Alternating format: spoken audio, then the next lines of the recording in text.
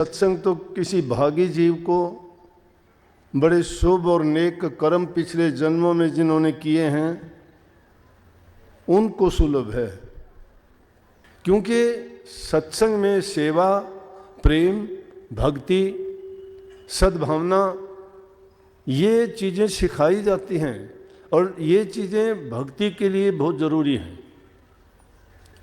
आपस में प्रेम, परिवार में माँ बाप से, भाई भाई से, पति पत्नी से, और इन सब से बड़ी बात गुरु से प्रेम, क्योंकि गुरु जो हमें ज्ञान देता है वो इस दुनिया का नहीं बल्कि इस दुनिया से परे की उस स्थिति में ले जाके छोड़ता है जहाँ से फिर वापस आना नहीं होता और हमें इस काल और माया के देश के दुख और नहीं सहने पड़ते और ना ही जन्म मरण के पचड़े में पड़ना पड़ता। जीव अगर दुखी है तो इन्हीं कारणों से दुखी है। कबीर साहब की जो वाणी अभी थी वो उन्होंने अपने लिए नहीं कही, लागू तो अपने आप पे ही की है उन्होंने, लेकिन चेतावनी और शिक्षा हमें दी है। कहते तो मन का नाम लेके हैं, बात तो मन को ही समझाने की है। ये सारे प्रपंच मन ही रचता है, सारी चीज़ें हमारे मन के अंदर ही पैदा होती हैं। ईर्ष्या द्वेष अगर है तो हमारे मन से ही पैदा होगा, प्रेम है तो भी हमारे हृदय में ही पैदा होगा, अगर बुराइयां हैं तो वो भी वहीं पैदा होंगी, तप त्याग या भक्ति की बातें होंगी तो भी हमारे हृदय से ही उपजेंगी। और वहाँ पे काम सारा मन का होता है, मन करता है, और जो मन को ही समझाना होता है। बुद्धि का काम है कि मन को समझाए, लेकिन मन भटकाव कर देता है और करने का माध्यम इसका यह है कि इसका सब हमारी ज्ञान इंद्रियों और कर्म इंद्रियों पर शासन है, राज है, इसके काबू में है। ये जो चाहता है वो करवा देता है। इसलिए कबीर साहब ने कही, अरे मूर्ख मन, तू सोच समझ इस बात को कि तू गुरु के ज्ञान के बिना किस घाटी से जाएगा। सवाल उठ जाता है, समझ में नहीं आती बात तो कहते घाटी कौन सी? चार ही घाट में जीव आता है संसार में,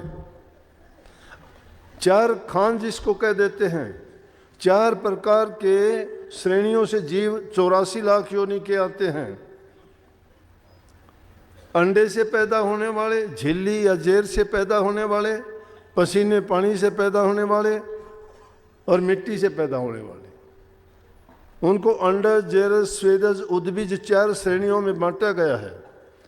तो उन 4 श्रेणियों में से पूछता है कि अरे मन मूर्ख, अगर तू नेक काम नहीं करता है और इस दुनियादारी के पचड़े में पड़ के तू अपने जीवन और समय को बर्बाद करता है, ये हर एक को नसीब नहीं है। और किसी योनि में जो चीज़ें, जो उपहार हमें मिले हैं, इंसान को किसी योनि में नहीं मिले। और चीज़ें सब समान हैं, खाते पीते सब हैं, चलते फिरते हैं, संतान पैदा करते हैं, पैदा होते हैं, गुजरते हैं, लेकिन उनके पास कोई भी उनको ज्ञान देने वाला नहीं है कि तेरा ये जन्म मरण का चक्कर कैसे छूटे, क्यों तुम दूसरों के अधीन होकर दुख दर्द और इतने कष्ट सहता है। अगर तू सही घाटी तेरी चुन लेता जाने की तो ये काम नहीं होता तेरा। तो उन्होंने समझाया कि गुरु के बिना, अब गुरु का काम क्या है?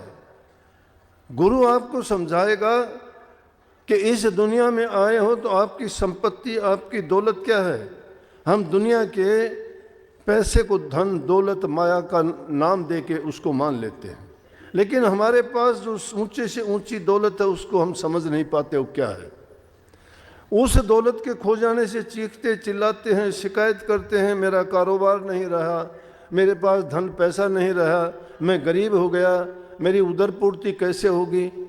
उसके लिए तो बड़े करते हैं, लेकिन हमारी जो जमा पूंजी है सांसा रूपी, उसका कभी ख्याल ही नहीं करते हैं कि हम किस प्रकार से उसको बर्बाद किए जा रहे हैं। एक एक पल पल करके वो तो खो ही जा रही है, बीती जा रही है, और हमें ख्याल भी नहीं कि हमारा कुछ खो गया है। नहीं, उसके लिए हमें ना तड़फ है, ना उसकी चिंता है, और ना उसके बारे में कभी कोई शिकायत करते हैं कि मेरी ये पूंजी मेरे से छिन गई या खो गई है। इसलिए कबीर साहब कहते हैं वहाँ वो कौन समझाएगा, ये गुरु समझाता है। और गुरु समझाता है कि इन फालतू की बातों के बजाय अगर हमें ये समझ आ जाए कि हमारा काम क्या था, कि मनुष्य का चोला मिलने के बाद हमें क्या करना चाहिए था, इससे हमें कौन सा लाभ था, उस मालिक की रजा और मौज में रहना चाहिए। हम तो शिकायत तो करना जानते हैं, काम जो करते हैं मर्जी का करते हैं।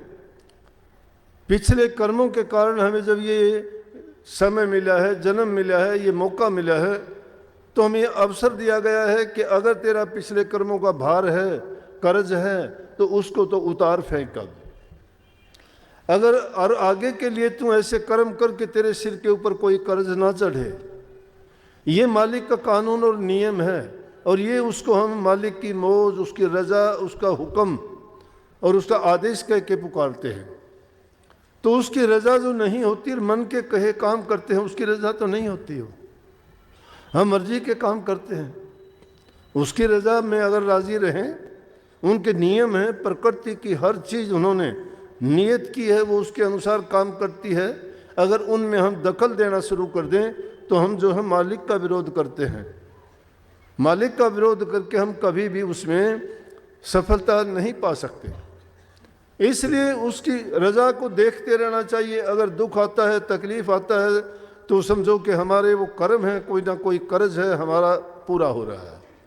अगर हमें खुशी मिलती है, जीवन सुखी है, शरीर में रोग दोष नहीं है, तो समझो कि मालिक की हमारे ऊपर नजर इनायत है। इसलिए उसका शुक्राना करना चाहिए, लेकिन गाफिल नहीं होना चाहिए। अगर गाफिल होंगे तो अभिमान आ जाएगा, अभिमान आ जाएगा तो अभिमान तो बर्बाद करके रख देगा। जब तक इस समझ को नहीं समझते हम, ये रमज है, बहुत गहरा एक विचार है, नुक्ता है, जिसको हम अगर गहराई से सोचें और जान लें तो हमारी शिकायत सब की खत्म हो जाएंगी। जो भी दुख दर्द भला चंगा होता है वो हमारे कर्मों के अनुसार है। आज नहीं तो कभी पहले किया होगा। अगर पहले नहीं किया होता तो ऐसे ऐसे काम होते, जन्म से ही हमारे साथ वो लगे क्यों आए हैं। एक तो ठाठ बाट राजा के घर जन्म लेता है, एक कंगले भिखारी के घर जन्म लेता है, एक जन्म से ही अंधा काना लुल्ला लंगड़ा पैदा होता है, एक को कोई ज्ञान ही नहीं है वो क्या पैदा हो गया, कहाँ से उसको ये कमियां आई। अब विज्ञान ज्ञान उसकी तलाश करता है कि ऐसा क्यों हो जाता है। वो उसको ढूंढते हैं कि कोई खून में कमी थी, कोई तत्व की कमी थी, कोई किसी चीज़ के कारण ऐसा हो गया। नहीं, उन चीज़ों को इंसान अपनी बुद्धि से सोचता है, लेकिन वो चीज़ बुद्धि विचार की नहीं, वो मालिक की हुक्म और रजा के अनुसार ऐसा हुआ है। और अगर हम उसके काम में दखल भी देते हैं तो उसमें अच्छा नहीं होता। मानते हैं कि कुछ ना कर जाएंगे, लेकिन उसमें हमें जो कर भी लेंगे तो दुख ही उठाना पड़ेगा, अच्छी बात नहीं है। इसलिए सतगुरु की रजा, सतगुरु की मत, सतगुरु समझाता है हमें। परंतु जिनके गुरु की शिक्षा और उपदेश समझ में आ गया उसका बेड़ा पार हो गया। जिनको गुरु मिल गया और उनका लेखा निमट, लेखा ऐसे निमटता है, लेखा कहने से नहीं निमटता, मन में सोच लेने से नहीं होता। मन के दाग जब तक नहीं धुलते हैं, इससे ईर्ष्या निंदा बुराइयां ये नहीं बाहर निकलती हैं, तब तक इंसान कभी भी अच्छा नहीं हो सकता, कभी उसके पाप नहीं धुल सकते।